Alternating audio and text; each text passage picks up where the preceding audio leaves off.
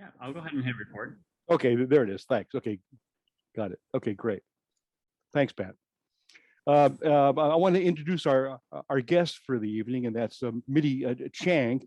Mitty Chang is a Rotarian and the creative director and founder of Candever, a digital marketing and design agency based in the San Francisco Bay Area. As a millennial, as our son is, Mitty grew up during the internet high-tech boom during the turn of the century. The turn of the century, that sounds so old. His entrepreneurial spirit started young. Mitty built his first website in 1998 while in the fourth grade. I was trying to think of what I was building in the fourth grade, probably a tube thing or something. Mitty began his first business as a freelance web designer while in the seventh grade. Wow. Mitty continues designing and developing websites professionally while giving back to his community through Rotary. Mitty joined the Rotary family 15 years ago as an interactor. He later graduated into Rotaract and chartered two Rotaract clubs, one at the University of California at Davis and one in his hometown of Fremont, California. For 8 years, Mitty built Rotaract, serving a variety of positions from the Rotaract club president to a Rotaract district governor. What is that? A Rotaract district governor. Interesting. Is what it sounds like. Oh, cool. He has spoken to Rotarians and Rotaractors in Canada, Portugal, Thailand, Australia, Brazil, Korea, and through the USA on Rotaract and attracting young professionals into Rotary. With that, Mitty, I want to thank you for being here, and if you could, the floor is yours. Thank you, Dave.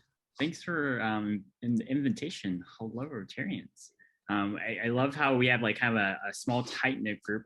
This allows us actually to do self intros for everyone, which is actually what I prefer to do. So here's what I'd like to do. We're going to do just kind of round robin, and what I want to get from you briefly. So I'm not looking for necessarily your life story, but I'm looking to understand who you are specifically in your club, how big your club is. Is your club currently doing hybrid meetings?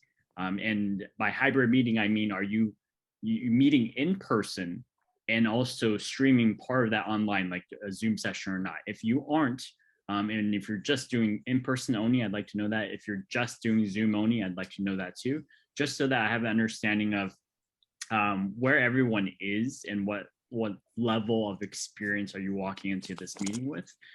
Because we want to, make sure that you walk away feeling like your biggest obstacle is somewhat being tackled, right? Like it may not make no guarantees that we will solve your problems, but I can guarantee we will try to start solving your problems.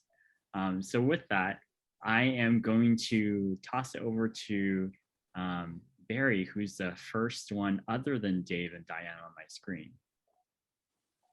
Great. I'm immediate past president of Fairfax, Virginia Rotary.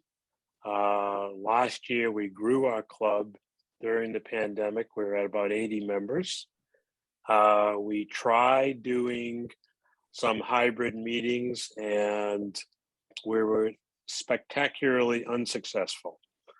And I attribute part of it to the location we had, which was an American Legion Hall, and bandwidth, but also I believe that our equipment was not where it needed to be to have a successful hybrid. So right now we're strictly Zoom. All right. And Barry, how many members in your club? 80. 80. Okay, perfect. Thank you. Steve, we'll pass it to you. Hello, I'm Steve Lesky, Crystal City, Pentagon, president-elect and treasurer. We have not attempted yet, but have talked seriously about trying some hybrid meetings. We're finding the online works very, very neatly, and it's convenient for most people. We're kind of a commuter club. People come, when we were meeting in person, they would stop by on their way to their federal agency job in DC. But we've talked about doing some hybrid meetings. Great. And sorry, how many members in your club? Oh, sorry, 28. 28. And you have not yet started hybrid meetings. You're just talking about. We've not. You're Actually, meeting online? Candidly, our biggest obstacle right now is finding a location to meet in person. Our last location is no longer suitable. Okay, and you're currently meeting Zoom only? Zoom only, but we meet in the morning, 7:30 in the morning, Wednesdays. Got it. All right. Thank you, Steve. Pass it over to Greg. Hi, everybody. I'm Greg Greckmeyer. I'm with the Middlesex County Rotary. We're less than 20 people now. During COVID, we went all Zoom, but we're back to having breakfast on Tuesdays. So we are doing a hybrid Zoom meeting. The challenges we're kind of having is connectivity. We live in a very rural place. I'm actually on the county broadband authority trying to improve that. I'm an ex-IBMer, and I'm from DC. I moved out of DC, moved my 3 hours away. But the hybrid for us is allowing us to bring in speakers that we otherwise would never have in this remote location. Our best one during Zoom was we had someone from Johnson & Johnson pre-COVID or as COVID was coming out, and it was like she came and spoke to 10 of us, and then she was on CNN. So it was pretty impressive. So the hybrid thing does work. And I'm pretty productional set. So I'm an ATEM mini and all that crazy stuff. So Nice. Thanks for sharing, Greg. We'll pass it. This is the order on my screen, but pass over to Curtis. Good evening. I'm the president of the Bailey's Crossroads, the Rotary Club of Bailey's Crossroads, which is in Northern Virginia. We have about 57 active members, 11 honorary members. We meet on Friday mornings, 7:30 to 8:30. We were Zoom until the last meeting in June, and we've been hybrid since then. About half our members come in person, half come on Zoom. Our speakers, more of them come on Zoom than in person, but we've had some in-person speakers as well. The biggest difficulty I have is, we have a nice setup, but I find that what's on my computer screen, what's on the screen behind me, and what's on Zoom screen may not always be the same thing. So I have a second person in the room telling me what's on the Zoom camera. I have the camera from my computer on me and or whoever's speaking, but I have another camera which I can switch to, a little $3 camera, so I can show the room to everyone. So when it's not on, but I can't do both. It's got to be either the camera on my computer facing me or the camera that's facing the room at this point. Okay. And sorry, Curtis, I missed how many members in your club? 57 active, 11 honorary. Okay, got it. And so that means you have roughly around 57 at your meetings? We get, let's see, the last meeting, we had the most in person at that point. That was about 22 people in person. We'll get anywhere from 10 to 15 online. We never get everyone at a meeting. No worries. All right. Thank you, Curtis. All right. Next on the screen that I see, it would be Daniel. Daniel. Hi, I'm Dan Burkett from the Roslyn Fort Myer Rotary Club. Before I forget, we've got 11 or so members, and we do meet hybrid. We've actually been shopping around for our meeting format. We started trying to appeal to younger members and enable them to join us. We had the younger members, but they were busy working, and we were a lunchtime club at the time. We used to meet at the Holiday Inn in Roslyn. That unfortunately for us, it's been demolished and is now an even higher skyscraper going up there. We meet in once a month in hybrid fashion. One of our members is in the Jefferson, which is a senior residence, and we don't get to see them unless we go over there, basically. Tomorrow we will be having our second hybrid, or actually our third hybrid meeting over there. Their quarters are pretty good. We're able to do a kind of rudimentary Zooming and have dinner. So it's very nice. Nice. That sounds good. All right. Next on the screen that I see would be Pat. Well, Curtis has told you about my club, but let me tell you about our district. This is what we wanted, not only for the clubs, but also for the district in giving hybrid meetings. I think the biggest challenge that we have, and I see across the clubs, is getting the people on the computer and the people in the actual physical room to interact more successfully. Sometimes they don't even interact with each other on the computer. And understanding how to place the camera so that you know, you're getting more than, they're usually too low, and the low level shots that you get sometimes are not exactly 100% appropriate.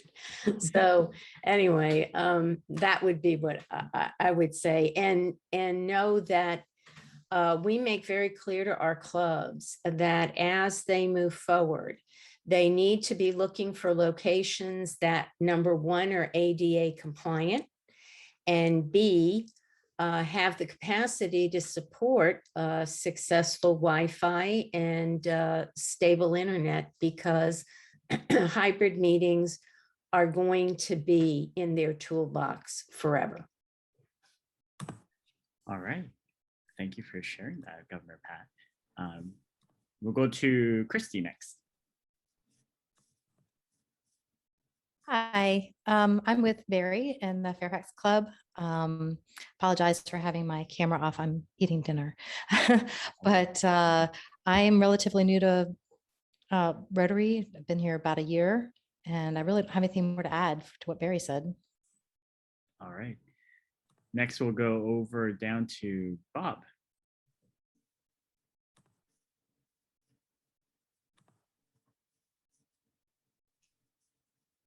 Bob, it sounds like you're talking. No, you're not muted. Can't hear you.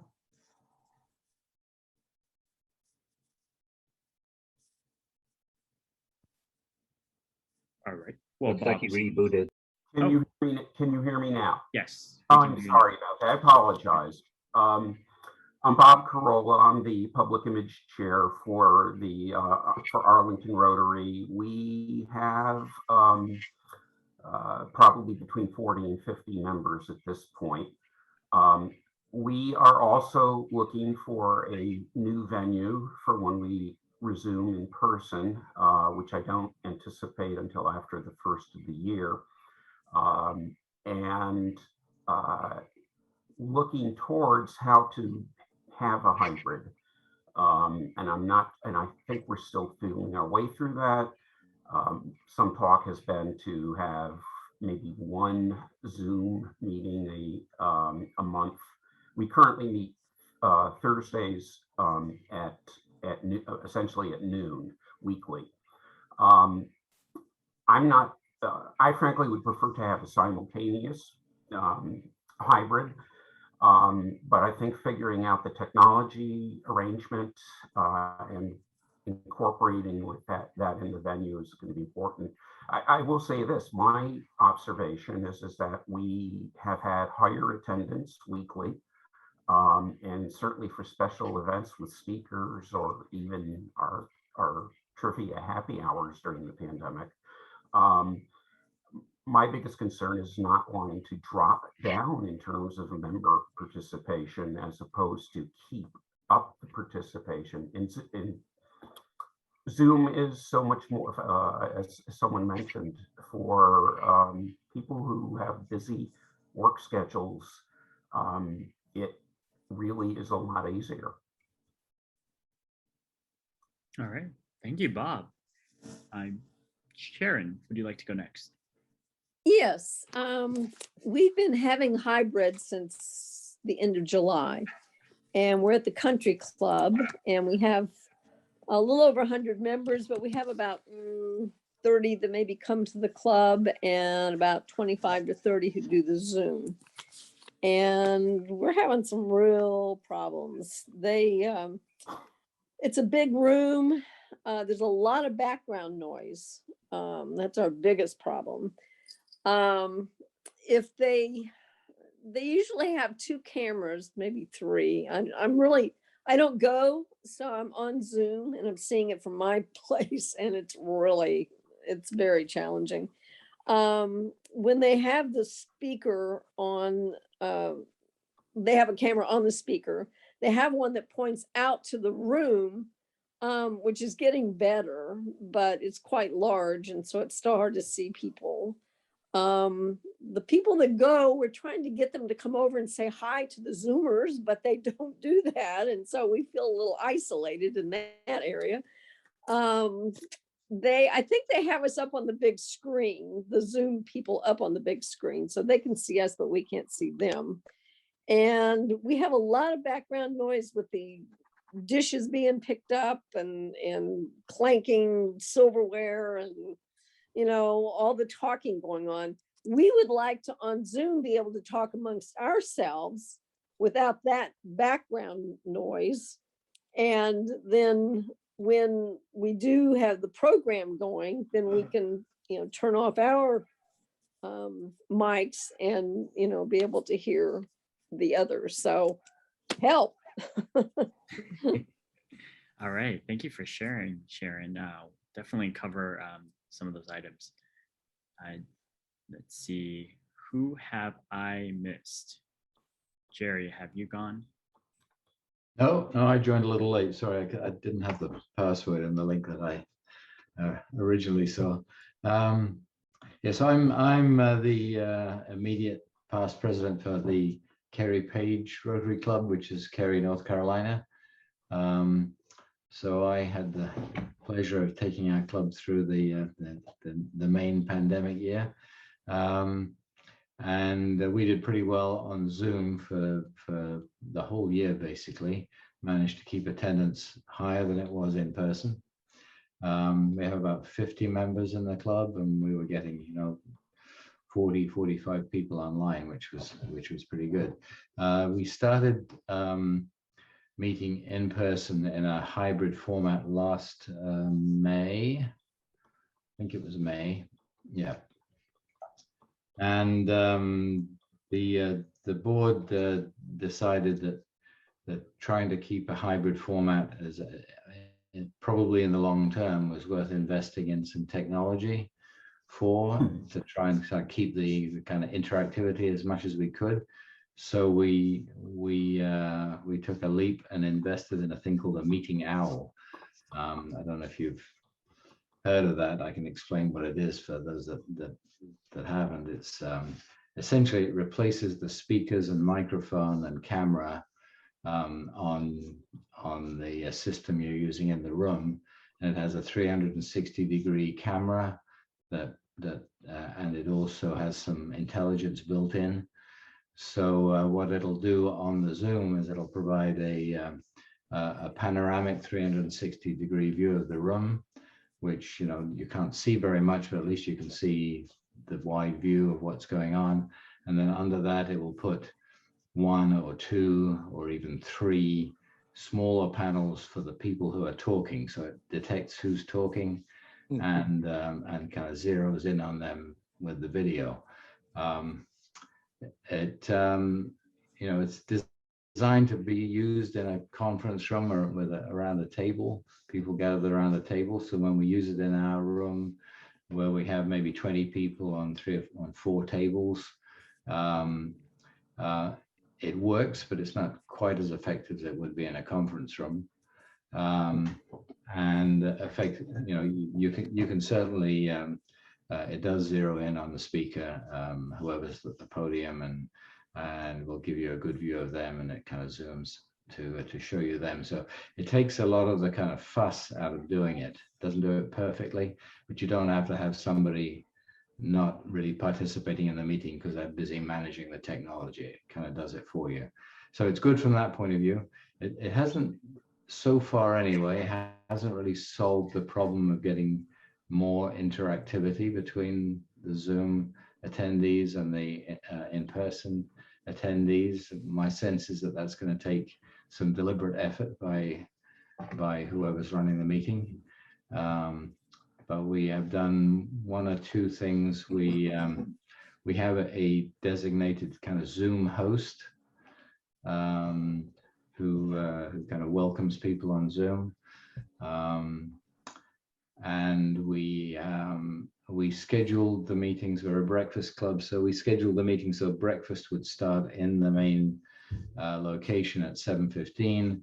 And we would start up the Zoom at 7:15. So for 15 minutes, there's a lot of background noise going on, but the Zoomers get to just talk amongst themselves, and the Zoom host would welcome them. And then at 7:30, we actually start the meeting. And at that point, generally the Zoom participants mute themselves, and the background noise dies down enough that that they can hear what's going on in the room. So we got more work to do, but I think, as somebody said, Zoom is in our hybrid meetings are in our future, so we need to get it right. Perfect. Thank you for sharing that, Jerry. Jerry, so you said you guys have roughly around 20 members. Did I catch that right? We have 50 members. We're getting at the moment something like 20 in person and 15 or 20 online. Got it. Okay. And then so far you only have 1 meeting out, right? 1? You only have 1 meeting out? Yes. Yeah. Okay. Yeah. Great. Did we miss anyone? Did anyone not get a chance to do a self-intro? No? Okay. So it's your chance to speak if I missed anyone. Okay, seeing no one raise their hands, all good. So hello everyone. So as we're kind of just getting some of the problems and the obstacles kind of out there, the meeting owl is a great device. Or I'm actually going to circle back to the meeting owl towards the end of the session. So it is a great device. My immediate recommendation would be actually get a second meeting owl. You can connect up to 2. It'll expand the number of folks you can actually have significantly. So, but What are you calling that? It's Please speak up. Yeah, it's a meeting owl. I don't know if you've ever seen a meeting owl before, but there's a link that Diane dropped into the chat. So if you open the chat, there is a great website for you to take a look at later or now if you'd like. And again, I'm also going to circle back to this a little bit later as well. I do want to just run through some hybrid meeting best practices. I do normally run through the full best practices, but I think given where folks are right now, and seeing as you have a mix of people who have already started hybrid meetings and folks who are just about to figure that out, and then it seems really more of a troubleshooting. So what I'd like to do is just skip the 7 best practices, which you can always read online. I'll toss into the chat hybrid meeting club. I've posted all of my guides online as well, but I don't have a guide for troubleshooting yet. So what I'd like to go over right now would just be some of the most common problems for hosting hybrid meetings. And these actually cover, I think, everything that was just mentioned. And we're gonna kind of also come back right afterwards to kind of dive a little bit deeper into some of the issues you all have mentioned. So definitely want you to feel like you have some options and solutions to follow up on a little bit later. And that being said, I need to scroll through. Okay, there you go. Okay, so the first most common problem for hosting hybrid meetings would be internet connection being too slow or congested, right? That was mentioned a couple of times.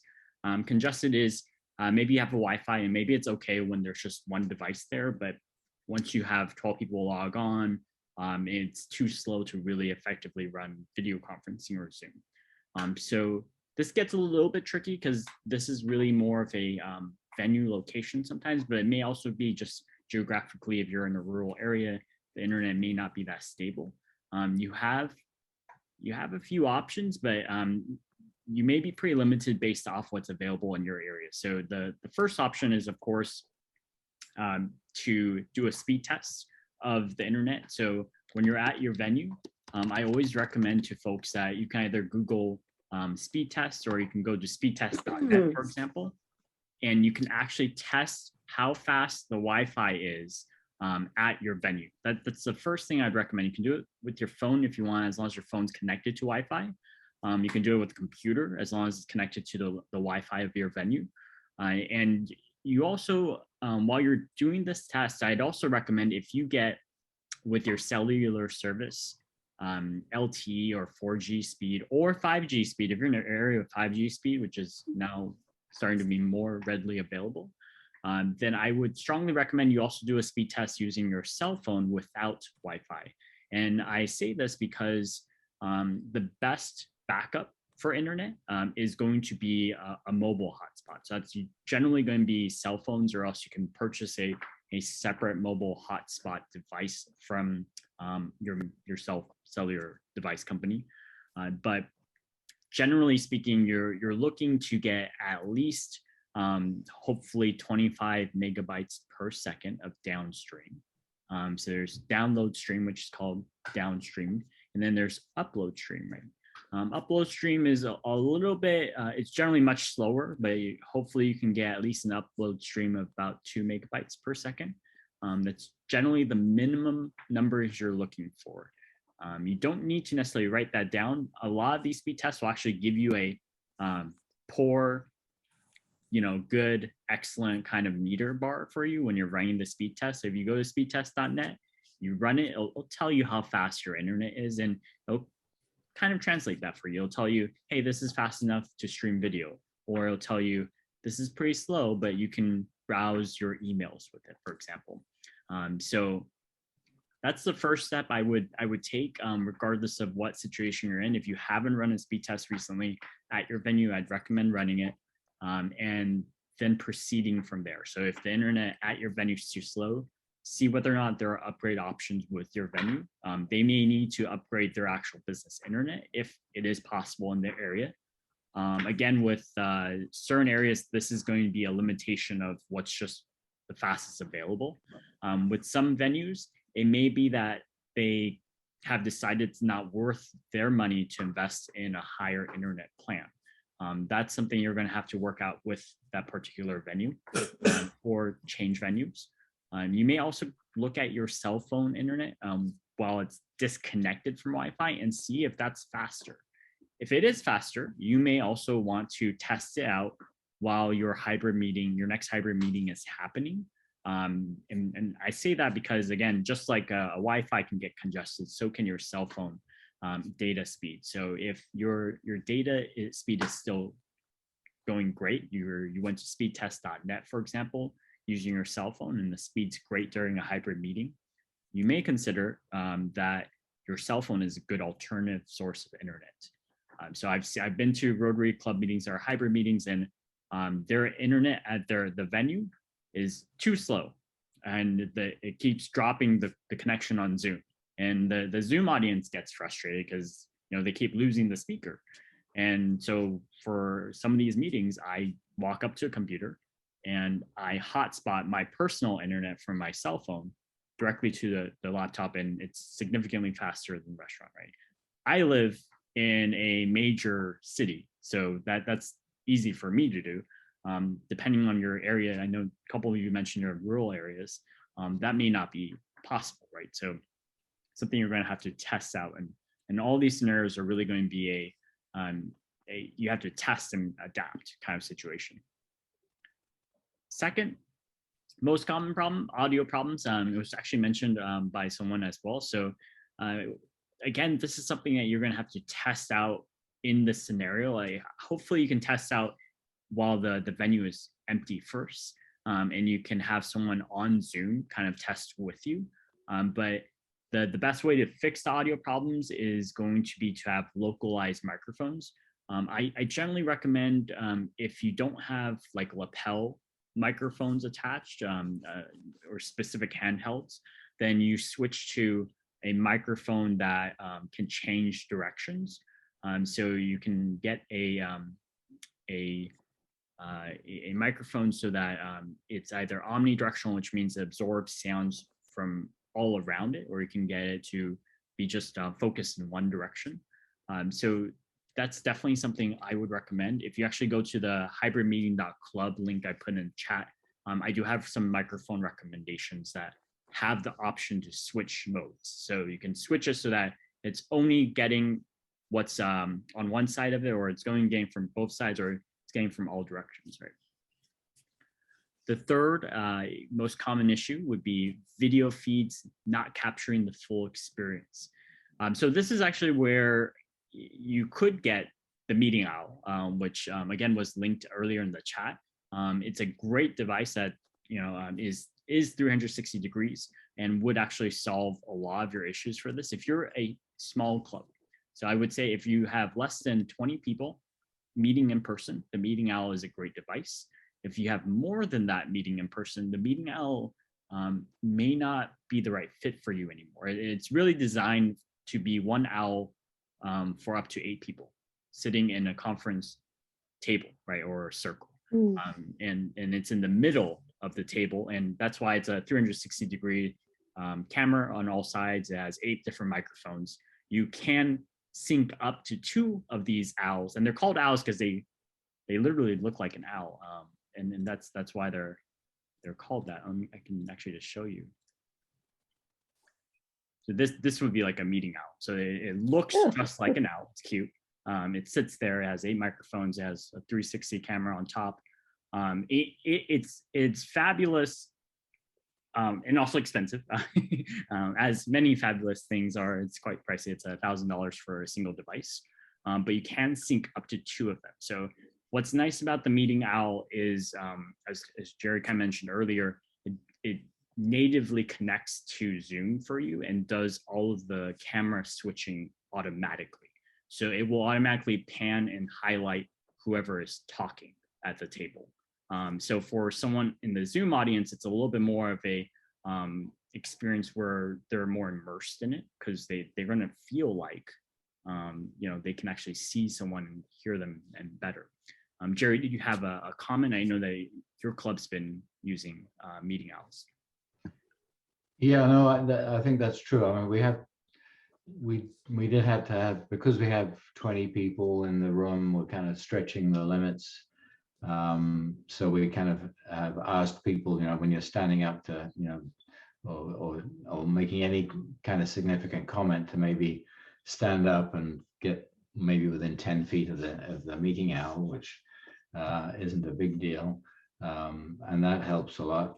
Sometimes people will just be making their comments from the back of the room behind the table, and the owl doesn't get a chance to pick up on them from a video, and sometimes not from an audio point of view too. The comment I had, the reason I put my hand up actually was, we thought we had a Wi-Fi problem. We probably do have a Wi-Fi problem, but we thought it was the source of all of our issues. Turned out we were using a Chromebook to run the Meeting Owl, and it just didn't have the horsepower. So sometimes you need to look at the computer you're using as well, and make sure it has enough power, because running those audio and video streams is a fairly significant drain on a computer. That's a great point. Thanks for sharing that, Derek. So Meeting Owls, something to look into. If you don't want to purchase a Meeting Owl, which is actually quite expensive, $1,000 per device, I with less than that, you could actually purchase several webcams and different microphones and set them up across the room, right? The difficulty with that kind of setup is also you need each of those separately connected to eventually some kind of device, right? So that's additional IT setup that you're going to have to work out, but definitely can be something that you explore. So that's something that you'd prefer to do. I always recommend you again get to the meeting venue when your club's not meeting, and even it doesn't have to be the same day, and just purchase an additional camera, additional microphone. You can do it one new device at a time and just add it, position it, check out on Zoom and test it with a couple other Rotarians. And that's really why I would recommend as you're evolving your hybrid meeting setup. It's not necessarily going to be a single blueprint that works for universally for all your clubs, but as you identify problems, and you each have identified a problem in your self intros, but so you identify issues with what's going on in your club right now, focus in on how you can make that experience a little bit better, how you can tackle that problem. The fourth most common problem is not having the ability to interact with the virtual audience. And I have different ideas for this, but I also have different perspectives of this one. So given that I've heard a spectrum of issues from the group here in terms of interactions, I would first suggest that the clubs that are designating someone to be a virtual facilitator is what I would call it, or a meeting coordinator on Zoom. That's definitely the right practice. I would definitely recommend for clubs that don't have someone who has the host privileges and is fully remote in Zoom. So not someone who's there in person, but someone who's fully remote in Zoom should be a co-host and should be able to do breakout rooms and bring folks into other breakout rooms to talk, right? They should have the schedule and the agenda for the meeting. They should have a designated person at the meeting who's not the club president, who they can be in contact with if in case there are any technical issues. And they should be the ones kind of helping the virtual audience kind of interact with each other and coordinating with the president to make sure that there's hopefully some kind of interaction happening with the audience virtually, right? And when I say interaction, I even mean as small as the president, specifically calling out people's names or saying it's great to see you, mentioning birthdays, mentioning things that happen. At the end of the day, it comes down to actually number 7 is the most common problem is folks feel like it was not worth their time to attend a hybrid meeting, whether or not they're a virtual attendee or in-person attendee. Generally more virtual than in person, but that's the one major issue that we're trying to make sure, right, that folks don't feel is that we want them to feel like they were seen. You don't want to attend a Zoom meeting, especially one that might be an hour and a half or 2 hours long, and feel like no one saw you. It wouldn't make folks feel that great, right? So that's one of those different ways to tackle it kind of questions. The other perspective I have for that is I believe a lot of our clubs are familiar with the concept of satellite meetings. I would suggest that you start looking at your hybrid meetings as potentially a satellite meeting, as in the virtual audience is a satellite meeting. If you look at it from that perspective, you also have to look at it from the fact that your virtual side should have its own presiding officer, should have someone who is, yes, greeting them, but also its own schedule where during meal times for the in-person audience, perhaps there's a breakout session with some interactive discussions happening, right? Or perhaps there's a backup agenda in case you lose all connection with your in-person audience. What is that backup topic going to be, right? Because as already mentioned, our biggest issue, I think, for that virtual audience is making them feel like they belong, right? Not necessarily, they don't necessarily have to feel like they're there in person, because that might be difficult to achieve, but they need to feel like they're at least connecting and getting along with the folks who are there virtually with them, right? So I would say focus a little bit on being able to tackle that issue as well. I'm going to run through the last two really quick, but just power issues and lighting issues in general. It's something that it tends to be pretty common and folks don't really consider until they run into the issues. So I would, again, with all these issues, I would always say, test out your new setups. Don't forget about additional power. Also, don't forget about redundancy and plans. What happens if the power goes out at your venue? What do you do? And that comes back to the question of, is your virtual meeting coordinator, whoever is running the meeting virtually, are they prepared to run the meeting on their own, or do they have a backup meeting? Or will you just have your virtual audience conclude if they cannot hear from your main production within, let's say, a reasonable amount of time? And what is that reasonable amount of time? For lighting issues, just like with audio, it's generally going to be a get there in a quiet spot, quiet time in your meeting venue. You can purchase an additional lighting devices one at a time or a set at a time, and keep improving that. If you're finding that there are some lighting issues with the video quality.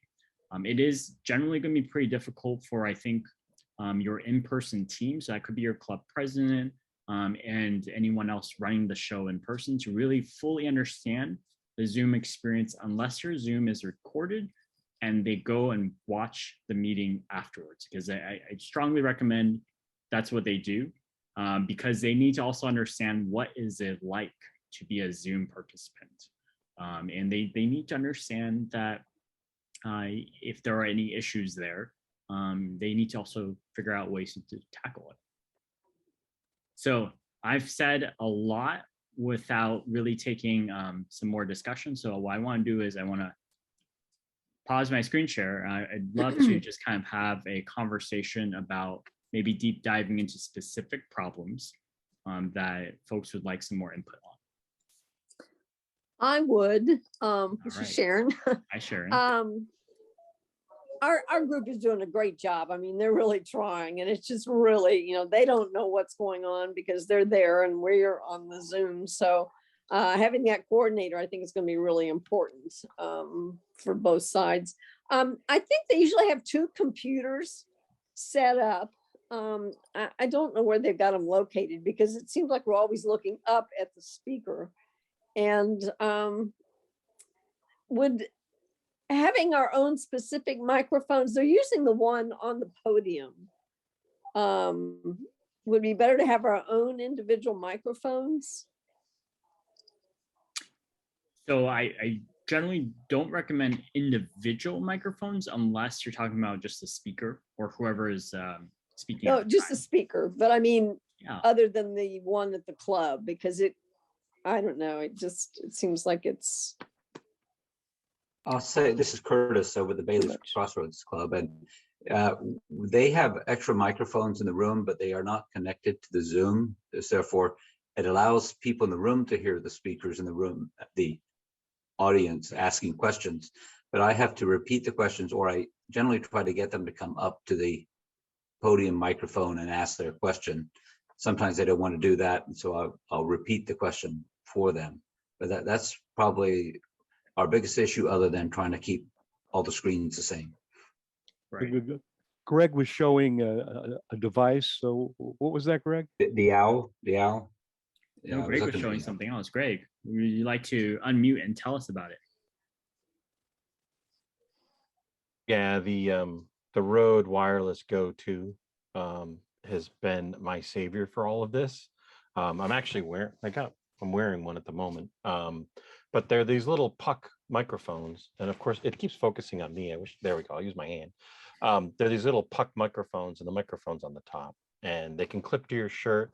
It actually has a plug to be able to put in your lavalier, and then it has a little dead cat. And because it's USB, you could hook this directly up to the computer. So you could put this up on the podium or clip it to somebody. And the Go comes with two that can be set up in stereo or mono. They work wonderfully. What and they are are they on his called? site though. What's it called? The Rogue? Well, Did you say? Rode. Control C. I'm going to put it in. Is everybody working with chat? I can put it in chat. Yes. Yeah, I Put think it you in chat. tossed it right That'd in be the Zoom great. chat. Perfect. Yeah. I'm gonna end up being the gear guy tonight. I've got I love I've it. got it all. I love it. Um, That sounds other like a one- great setup. When I heard you guys talking about mobile capabilities in the room, these things are phenomenal. The gyros, DJI's gyros, you just hook them to any cell phone. They Can you work hold great. that up again? I'm going to take a picture of it. I can send a link to this too. If you would, if Okay, you send a great. link to that, what is it Thanks. called?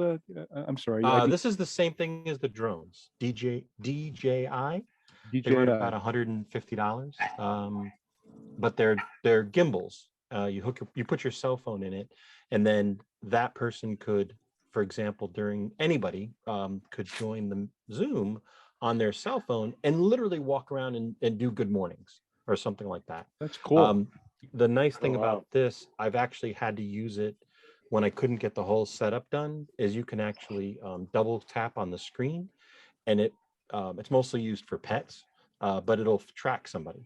So as long as they stay in the frame, the gimbal will follow them. So I used that for our speaker when I was desperate and didn't have anything else. What's the generic name of It's a gimbal. Gimbal or Um, stabilizer. Yeah, let me. So gimbal- gimbal is it? GI. Gimbal what? That's what they're called. I'll That's put the link in here. Yeah.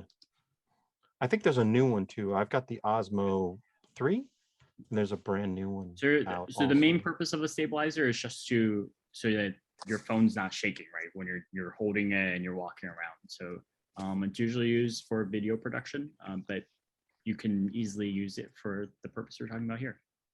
Oh, well, what does that run, Greg? What is the cost of, like, because that could be useful for About what I was thinking. $150. Okay. There are also Yeah. cheaper ones. The DJI, Of course. I would say, is probably like top of the line. Like that's a really nice like gimbal stabilizer. What's a and, middle I- road one? You know, Greg, I feel like you should be part of the district PI team at this point. But Absolutely. you're- I agree. You're clearly you know your stuff when it comes to AV, which is fabulous. All of these Absolutely. things you're recommending, absolutely, I would say would be worth the purchase. There are also a lot of competitor products, just so that for clubs who are much smaller, and maybe your budget isn't running to the point where like if you add these up, it's gonna cost something, right? So Yes. just want you to know you can Yes. still go to Amazon. You can still search up like iPhone stabilizer. You can still find one for $12 or $20. It'll still Really? work. It may not look as nice as the DJI one, but there are options out there. So I don't want the cost to be the barrier here. But these are great recommendations from Greg, and even when Jerry was mentioning the owl, these are definitely like I would say Absolutely. products to have. Absolutely. So for $30 on the microphone, you can add. All it is a plastic stick with a foam top. So, but I found that it's very powerful to have something to put in people's hands. Back to the point of when you were talking about, people not speaking or not going up there, asking people to go up to the podium. Having something like this that you can walk to people helps so much. And it's much easier for me to point to it sitting over on the table somewhere and be like, pick that up. And then they realize I got to, talk into a microphone. So anything you can do physical to help people understand how they're going to communicate. Is there anything that reduces the background noise? Software. It's going to be microphone quality, I think, and also position of microphone. That's really going to be what you're looking for. Back up. Put that I mean, back up. there is a setting in Zoom, which depending on what sort of microphones you've got in the environment. Exactly. So yeah, there is this, but it would also depend on who is managing the Zoom, right? So it gets a little bit tricky, but Zoom, if you go into settings, yeah, it does have an option where it can suppress the background noise. That can also suppress things you may want people to hear if it's, it just depends on the microphone quality, what you're talking about, right? So as always, I always say, keep playing around with things. But I would say microphone quality is pretty important. Just a comment. I think there's almost two different paths to take. If you have the expertise in your club and you're willing to kind of have one or two people dedicated during the meeting to kind of managing the audio and video, then some of those technologies we just saw can make a big difference. Our objective in our club was to try to not have somebody managing all of that stuff, and that's where the owl comes in. It has its limitations, obviously, but it kind of does it for you. So, you pays your money and it takes your choice, I guess, as to which.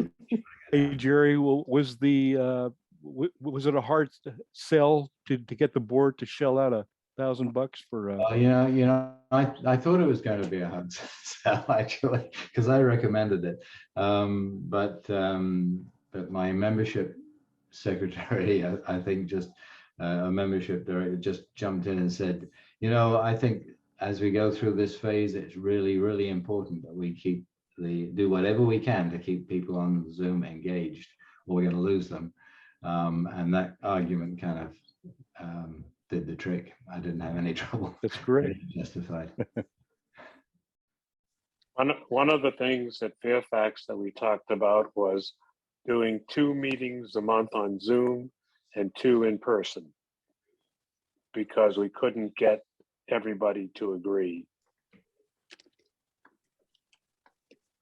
That's a great way to kind of mix things up. I would suggest, that may also be something that as each of your clubs are kind of fine tuning your hybrid meetings or starting them, I'd also suggest taking a look at, how can you fine tune your hybrid experience, right? Because it isn't going to end at your meetings being a hybrid meeting. It's going to, I think, evolve into how can your engagement become more of a hybrid model more than anything else. And I say this because, especially if you're looking to recruit into working professionals, especially younger professionals, the US is definitely it's no longer a culture where you can take a long lunch meeting anymore for work reasons. It is we expect you to work 40 to 60 hours per week, even if you're remote kind of culture at the moment. So I would suggest, taking a look at, how often do you need to have some of these meetings? Can some of your meetings be a hybrid of nature? Can they be over drinks? Can they be partially combined to be a service project? Can you make some of them field trips?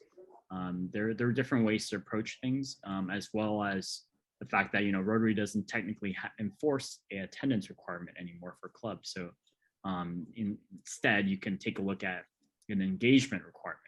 How often does a member have to engage directly with your events or your service projects? So one comment for the meeting, Jerry, I would suggest, if it's something you think would be out of an option, purchase a second one and set up like kind of either 2 tables, or else do kind of like a figure 8 with your seats, and then just still set up the owls in the center. Yeah, it just occurred to me that one of the other clubs in the area that uses the same location also bought an owl, so maybe we'll make a deal. Hey, there you go. That'd be smart. Around owls and have 2 in each meeting. Yeah, that would be smart. I think that would cover, your group of folks who are currently in person until you keep expanding that. I think your challenge then ends up being still, how do you encourage interaction with your virtual audience, right? Which I think part of that is, if you're there, if you're always there in person, you may want to, take a survey of the folks who are online. What would they prefer to do? Would they be happy doing breakouts within the virtual audience and, connecting with each other one-on-one in a virtual breakout room? Or, are they looking for something else, right? Because it may turn out that you have folks who are really just there because they want to be seen, or they're there for the speaker if it's a really fabulous speaker. But I would guess most folks are there so they can maintain and grow some of the relationships. So it's a question of how can you facilitate that? Is there a wire running from the owl to the PC, or is it a Wi-Fi, Bluetooth or Wi-Fi connection to the PC? It's USB cable. So you would have to run a cable from the PC. So if I had a podium, I'd have to run a cable down the room, middle of the room to the owl. Yeah, we actually put the laptop on a chair next to the owl. Hmm. And then we have a separate PC that runs the big screen display to show the Zoom meeting to the in-person audience. Okay.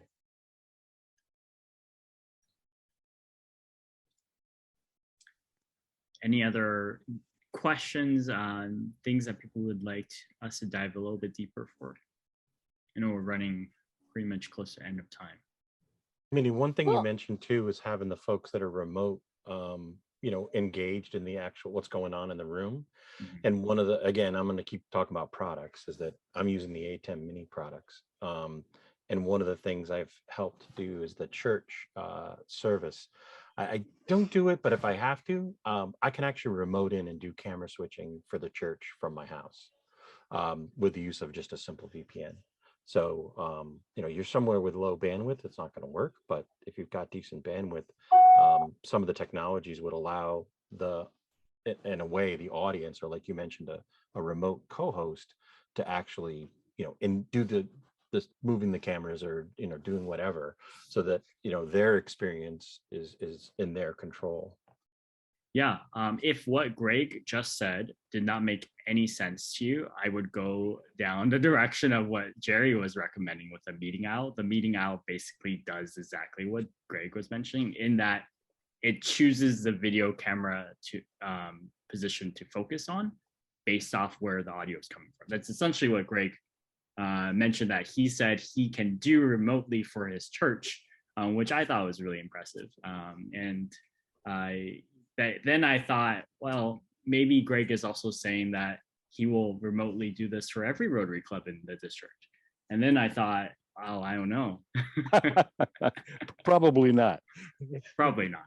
Hey, Greg. no. Hey, Greg. Boy, you'd be a great asset to the PI team, or at least an advisor to the PI team. I'd be happy to. I've invested in too much equipment, let's put it that way. I love it. I think at the end of the day, Greg, I'd love to see a product recommendations sheet. Yeah, because absolutely. Most of the ones you've shared, those are definitely ones I'd recommend to the team as well. But I'm curious to see what else you have up your sleeve, because I wasn't aware of the wireless go-to one from Rode. That's pretty cool. I'm very fond of that product. You were talking about there's a lot of these types of things out there that if you're running that laptop and you do need audio, something that's a USB, it's a USB, so it just plugs into your computer, but you can have production level audio right there next to the laptop. This one is unique. The Flow 8 has the ability to bring in Bluetooth and cell phones and things too.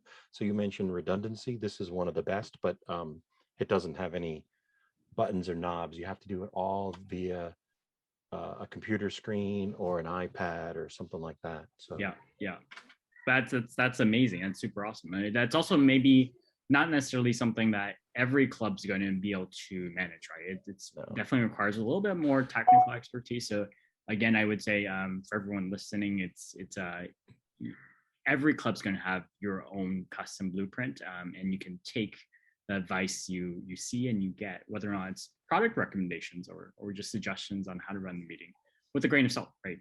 And I would say the one thing everyone can do is each week, if you're assuming you have weekly meetings, if not, but then if you're doing bi-weekly, then every other week. But I would say each week, ask yourself, what more can I do for my club meetings to make it a better experience for my members, the ones who attend in person and also virtual.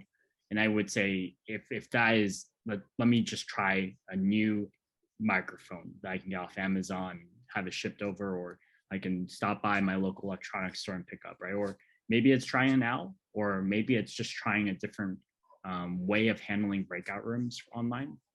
or maybe all it is you just make sure that people in the meeting in person are designated and asked to text someone online and just say, hey, I see you online. It's so nice to see you, right? Like it could be as simple as that, but like every week, if you just work just one little tiny bit to improve your meetings, I think by the end of the Rotary year, we'll have some pretty good hybrid meetings going. Yeah, I agree. Very good. Very good advice. Any more questions for Mitty?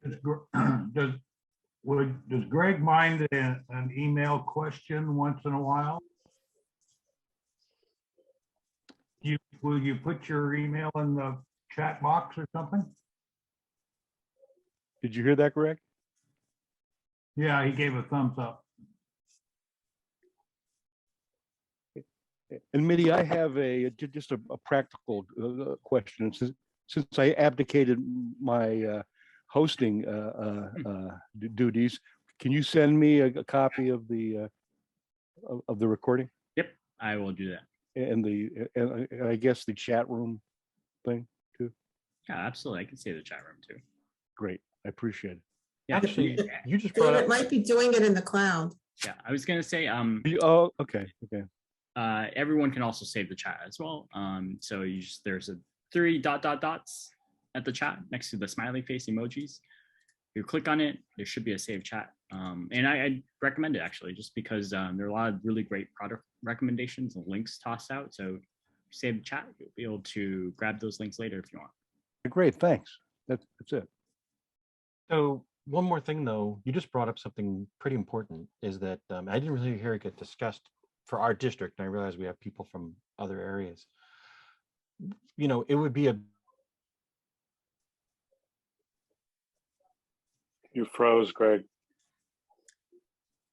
The suspense. He froze like right at the moment he was going to reveal the big thing that he needed to ask. That's because he's way out in the boonies somewhere. Oh yeah. Can you guys hear me now? Yes, great. Yeah. Okay, I turned off my video, so I'm not pushing video at the same time I'm trying to push audio. How's that? One of the things that was mentioned was that, for example, Dave's the host, and for our district, enterprise level of Zoom, where, for example, like you guys just mentioned, I could step in and lend a hand and host or co-host on another club's event, or maybe not meetings, but it's more about events and things. Like we had our candidate forum and things. So, I do think that's something we need to discuss at the district level, to know what products. And of course, I was able to we have a 501c3, so we use TechSoup to get reduced rates and things like that. But we've got to start thinking enterprise. Yeah, that's a great recommendation. So Greg essentially offered no, I'm just kidding. Greg recommended that the district comes up with essentially an IT support team, is how we put it, or Zoom masters, however you want to name it, but folks who are willing to provide remote Zoom hosting support. I generally would suggest that's great for bigger events or for fundraisers. If you want to provide remote Zoom support for a club's weekly meeting, and you have the personal bandwidth for that, that's awesome. I respect and say kudos to you, Greg. If you're offering to do that for your district, that's awesome too. I was thinking it's more for some of the events, and each club ends up with 1 or 2 events a year that are big to them, and probably having somebody that could lend a hand from a neighboring town, or in this case, we're talking about it from a district level. They could put out the alert to say, hey, we're doing this, but we could, everybody's going to be tied up physically in the building. We could use some support online, that kind of thing. So, but it helps. Here's the issue, is that when you start Zoom, you can make people co-host, but you can't do it in advance unless they're inside your enterprise. So that's the challenge. So there are some limitations if you're not all in one system. Yeah, I mean, Greg, that's a conversation I'd suggest that maybe Dave and Pat and you can take offline as well and pursue that. I think there are some pricing costs for the enterprise level, but it sounds like you definitely have a good vision there, and I fully think it's a great idea. I think it's a great idea too. Absolutely. Greg, we'll be talking. Greg, you've signed up for so many things in this. You session, signed up I for, love it. no, we'll keep it within reason. Great. Mitty, thank you very much. Any more questions, anyone, or are we done? If so, great. It's think we're all set. Diane. I just Oh, want to yes. I just want to strongly encourage folks to look at that link of the guides that Mitty has put together over this, last couple months or so. It's a great resource. And It is. And again, as I think y'all saw, a lot of these tips today are not just for Rotary meetings, but if you're doing stuff, personally or for work or whatever, so much great information. So thanks for sharing, Mitty. Yeah, Absolutely. It was Of course, great. I'll put the link one more time into the chat for all of you if you haven't seen it before. There's also a video of a hybrid meeting as well in there, so you can Great. see kind of the behind the scenes of how one of the clubs in my district does it. Fantastic. Thank you. All right, thank you, Dave, for having me. Would you like to close out the session before I end the recording? Oh, yes, I would just, yes, if you can end the recording. Everybody, thank you very much for.